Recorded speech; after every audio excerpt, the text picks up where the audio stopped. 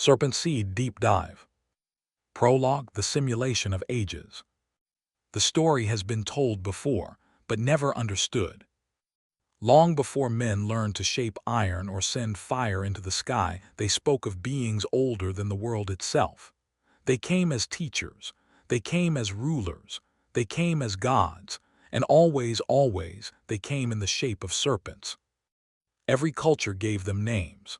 The Sumerians called them Anunnaki, the feathered priests of Mesoamerica named them Quetzalcoatl, the Egyptians feared Apep, the Hindus worshipped the Nagas, and the Chinese emperors claimed the dragons as their ancestors. Entire empires carved these beings into stone walls and temple gates, told their stories through song, myth, and ritual. And yet, despite oceans, deserts, and centuries separating these peoples, the story was the same. The serpents arrived from beyond.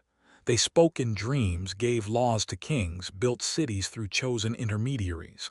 They offered wisdom, writing, astronomy, mathematics, medicine, always wrapped in mystery, always with the condition of obedience. Those who bowed were blessed. Those who questioned vanished from the record. Civilizations rose beneath their gaze. But there was another thread in the tale, the one whispered rather than sung, that these beings were not saviors at all, that the gifts were shackles, the knowledge a leash, that the world itself was not free but a carefully constructed stage, a reality designed and maintained by the same powers who taught kings to bow before the serpent crown. Some priests hinted that the stars themselves were part of the deception. That time, fate, even death were written into a script no man could see. That the serpent did not merely rule the earth, it ruled reality itself. Over thousands of years, the names changed. The temples crumbled. The myths became folklore, then superstition, then dismissed as fiction. But the symbols remained. The visions continued. And those who looked too closely often claimed the same thing. They never left. The serpent kings of Sumer, the dragon emperors of China, the feathered gods of the Aztecs, the whispering oracles of Greece, all masks, all pieces of the same empire. And what if that empire never ended? What if the same power that moved pharaohs and kings now moves presidents and generals? What if the stage grew larger, the actors better disguised, the simulation more complete, but the hand behind it remained the same? This is where the story begins, with the first cities of man, with the first visions carved into stone, with the first thrones built on serpent promises. The oldest myths spoke of beings who controlled the destiny of the world. This book asks a simple question. What if they were telling the truth? Chapter 1. The First Thrones, Sumer and Mesopotamia. Civilization did not begin in silence. It began with the sound of reeds cutting through water. Around 4500 BCE, on the floodplains between the Tigris and Euphrates rivers, the first cities rose: Uruk, Eridu, Nippur, built from mudbrick and ambition. The Sumerians called this land Kai-Engur, the place of the noble lords. Historians call it the cradle of civilization. Writing, laws, kingship, agriculture, all appeared here first, as if someone had handed humanity a blueprint overnight. The Sumerians themselves never claimed credit. They said the knowledge was given to them. The serpents of the deep. Among their gods were the Anunnaki, those who came from the heavens. They were not distant spirits. They walked among men, ruled from temples, and demanded offerings of grain, gold, and obedience. Some texts describe them as tall, shining, even terrifying. Others whisper of serpent forms, scales, wings, or eyes that burned like coals in the dark. One name appears again and again: Enki, also called E. Lord of wisdom, Lord of the waters, his sacred animal, the serpent dragon. It was Enki who, according to legend, warned humanity when the other gods decided to drown the world in a flood. It was Enki who taught the first kings how to measure the stars, divide the land, and write laws on clay tablets. Civilization itself seemed to uncoil from his teachings. But Enki was not alone. Another figure slithered through Sumerian myth, Ningishzida, Lord of the Good Tree. He was guardian of the underworld, opener of gates, his emblem the double-headed serpent climbing a staff, a symbol echoed millennia later in the Greek caduceus, the rod of Hermes. Why did the first civilization associate wisdom, power, and kingship with serpents? Why did their gods descend from the sky, rule through chosen intermediaries, and vanish into legend the moment history began keeping proper records? The mandate of the Anunnaki. Sumerian kings did not claim they invented kingship. They said it descended from heaven. On the Sumerian king list, a clay tablet cataloging rulers stretching back thousands of years, there is a strange break in the text. It reads, "When kingship was lowered from heaven, kingship was in Eridu." The earliest rulers reigned for impossibly long spans, some for hundreds, even thousands of years before a great flood swept over the land. Afterward, new kings rose, but always by the command of the gods. To the Sumerians, the throne was not political. It was cosmic. A king was the chosen servant of the gods. Disobedience meant drought, famine, or death. Whole cities were leveled in divine storms when kings defied their heavenly patrons. What kind of rulers needed such loyalty? And what were these storms that annihilated cities overnight? Visions and control. Priests and scribes recorded dreams where God spoke directly to kings, giving orders for temples, laws, or wars. Many of these visions came from beings described with serpent-like features or powers. Wisdom over men, control over weather, knowledge of life and death itself. Modern scholars call these myths. But to the Sumerians, these visions were politics. The gods gave orders, kings obeyed. The entire civilization became a machine turning on divine command, every brick laid because a voice from the heavens demanded it. The serpent gods never lifted the stones themselves. They made men do it, for glory, for fear, for devotion. The first pattern emerges. Here, at the beginning, we see the shape of the serpent empire.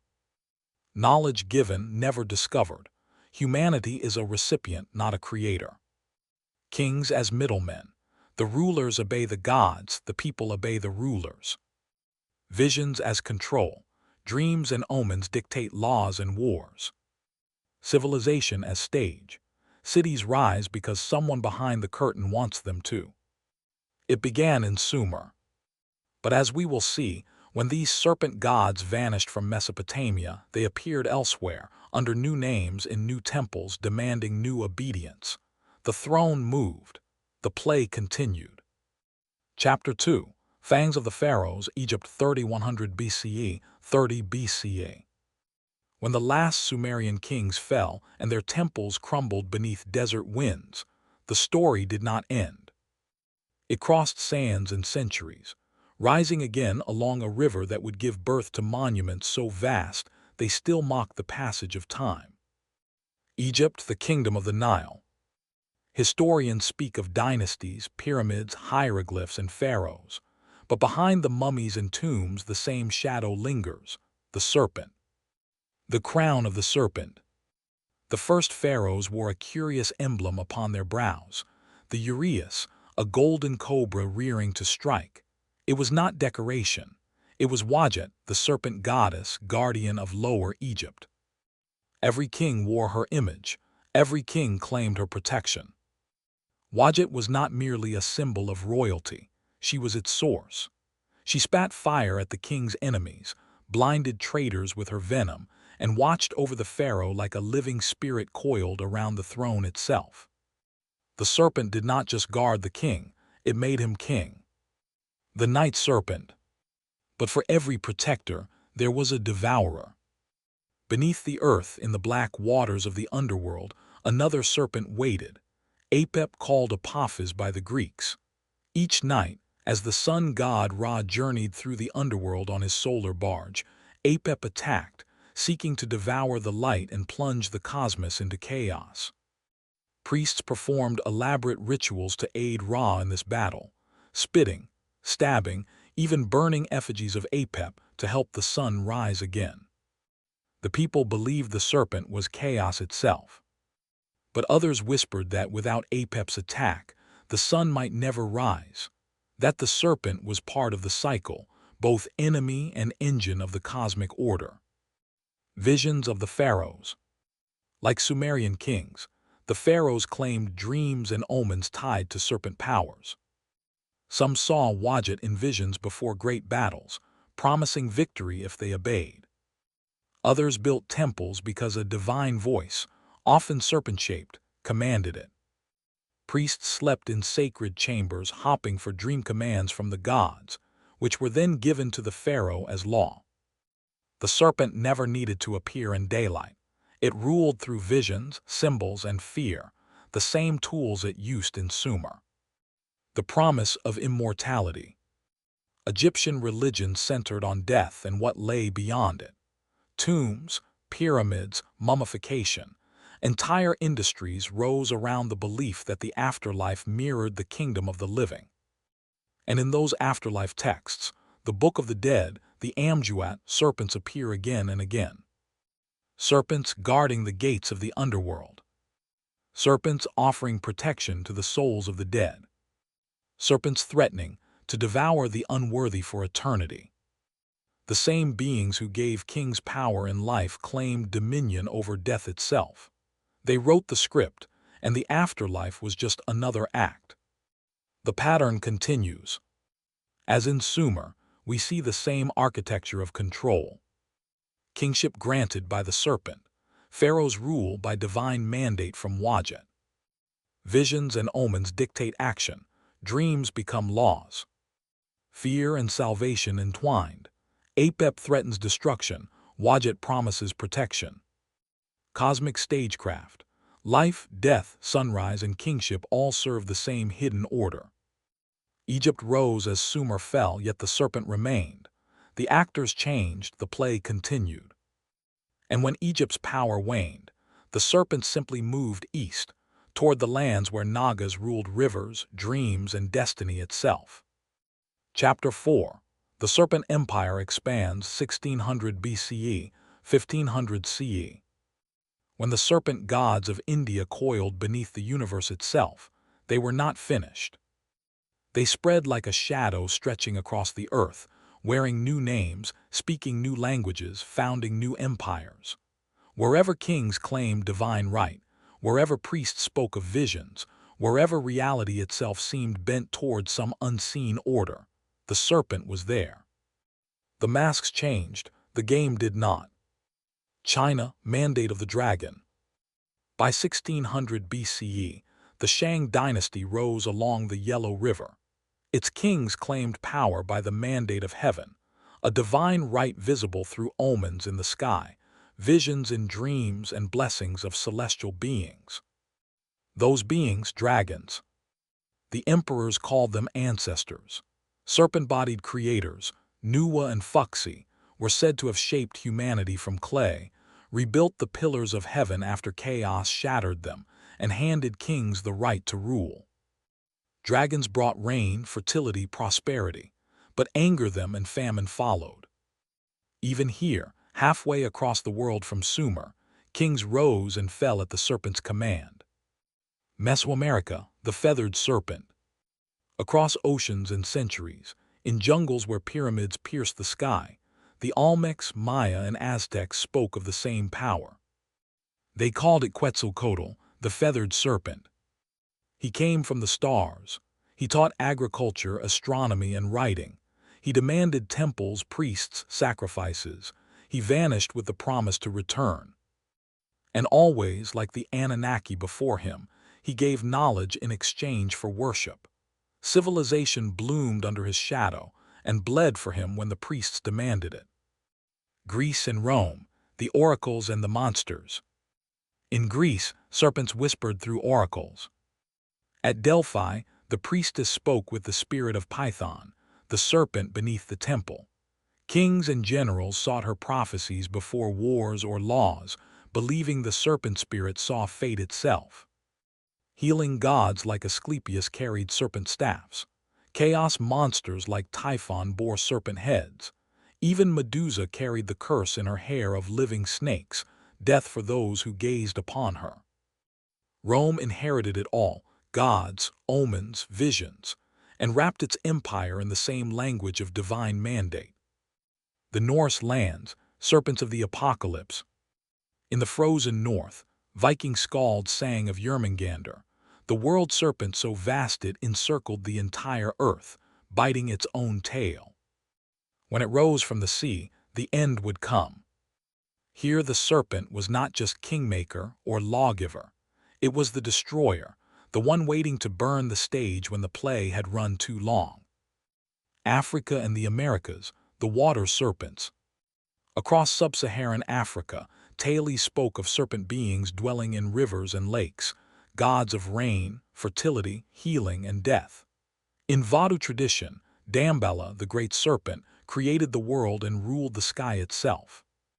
Among Native American tribes, the horned serpent guarded water sources, gave visions to shamans, and struck down those who disobeyed. Dreams and omens again, protection and punishment again, the same pattern written on new landscapes. Biblical and Gnostic echoes. Even the Bible begins with a serpent. In Eden, it offers knowledge the Creator forbids. In Revelation, the ancient serpent becomes the dragon ruling the world in darkness. Yet in Gnostic texts, the serpent is not the villain at all. It is the liberator freeing humanity from a false god who built the material world as a prison. Was the serpent a deceiver, a savior, both?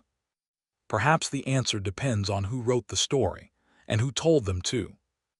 The empire behind empires. From Sumer to Babylon, from the Nile to the Yellow River, from Greek oracles to Aztec pyramids. The pattern never broke. Kingship descends from the serpent. Divine right comes from beyond, never from the people. Knowledge flows from the serpent. Writing, laws, astronomy, even medicine are gifts, never discoveries. Visions control reality. Dreams, omens, and prophecies dictate the course of empires. Fear sustains the order. Chaos, apocalypse, famine, punishments for disobedience. Civilizations rose, civilizations fell. The serpent remained. And when the old temples crumbled, when the age of kings gave way to modern nations, the serpent learned a new trick. It no longer needed crowns or thrones. It learned to hide. The empire behind empires slipped into the shadows, its control moving through secret societies, religions, and at last, technologies. The stage grew larger, the actors changed. But the play continued. Chapter 5. The Serpent Goes Underground 400 CE, 1800 CE. The ancient empires crumbled. The temples of Sumer sank beneath the sands. The pyramids of Egypt turned to tombs. The Maya cities were swallowed by jungles. The Greek oracles fell silent. The Norse skalds sang their last. But the power behind them, the one that crowned kings, wrote laws through dreams, and ruled reality from the shadows, did not die. It learned to hide. From thrones to orders. In the ruins of Rome, as the Middle Ages spread across Europe, the language of the serpent changed. The gods were baptized as saints or demons. The visions became prophecies. The cosmic battles moved from temples into churches. But behind the incense and scripture, whispers remained of secret groups guarding ancient knowledge, passed down from Babylon, Egypt, and beyond. The Gnostics claimed the world itself was a prison built by a false creator, an echo of the serpent myths, where reality was scripted by hidden forces. The Templars rose as warrior monks guarding secrets dug from beneath Jerusalem, secrets the Church burned them for centuries later.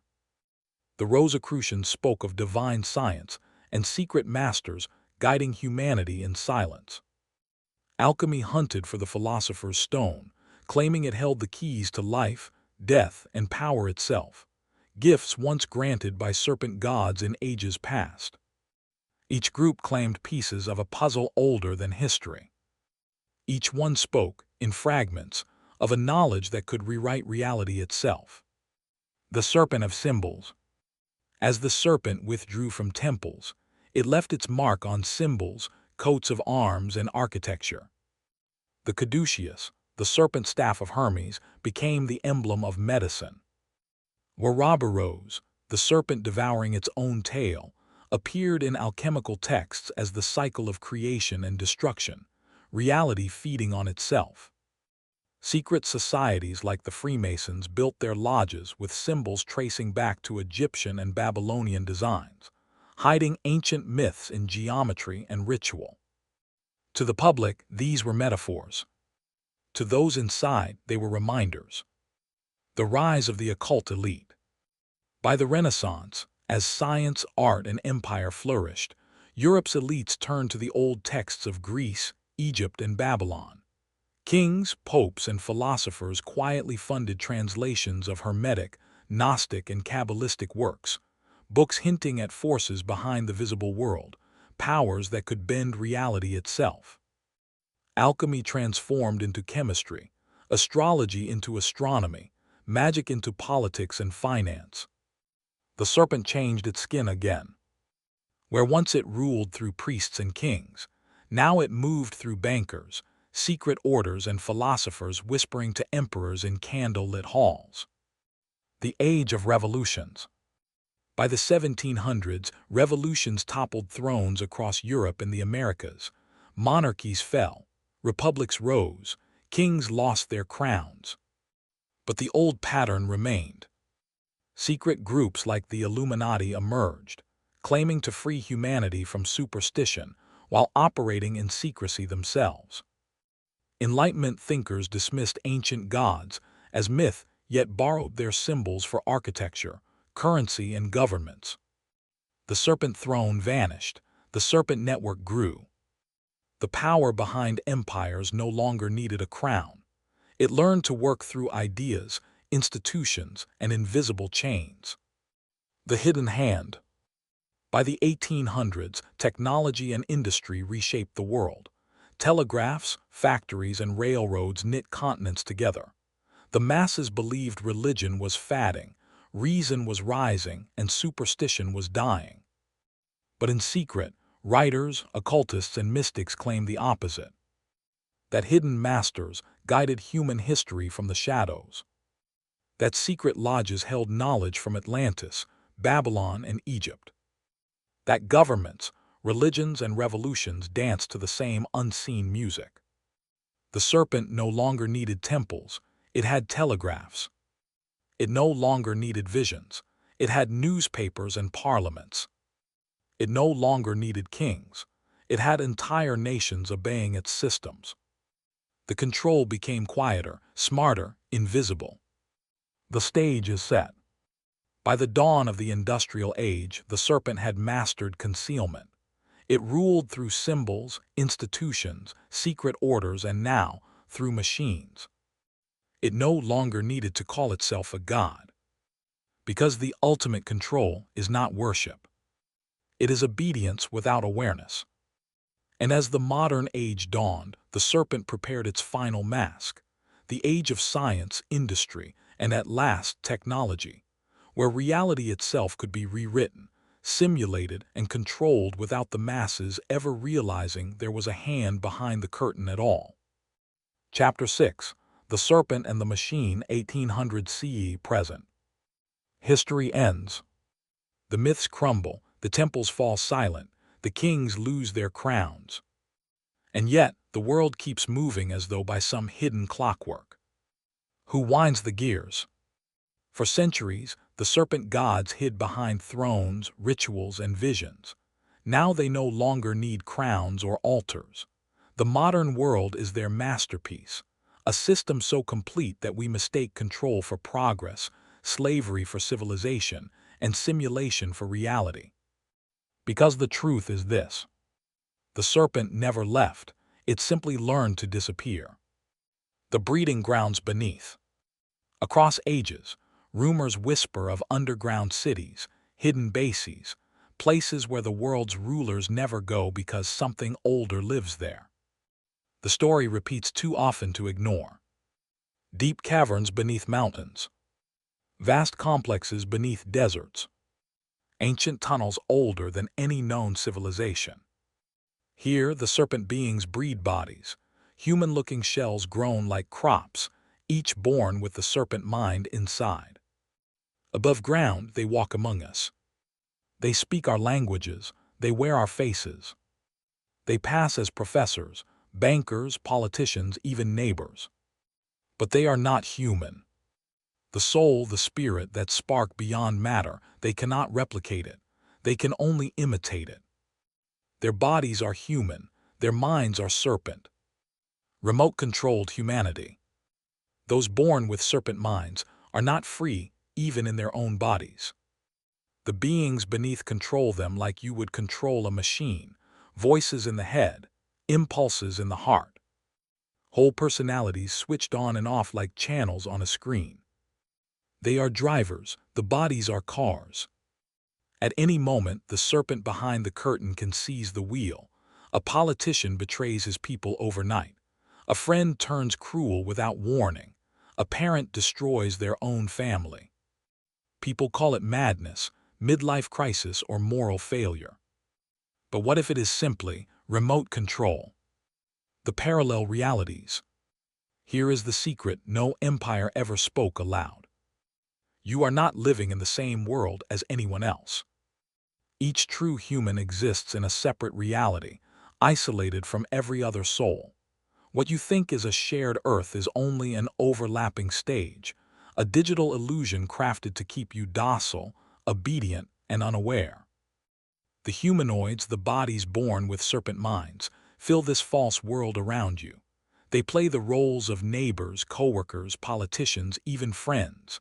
They laugh, argue, celebrate, and mourn, but it is all performance, a carefully constructed prison disguised as an ordinary life.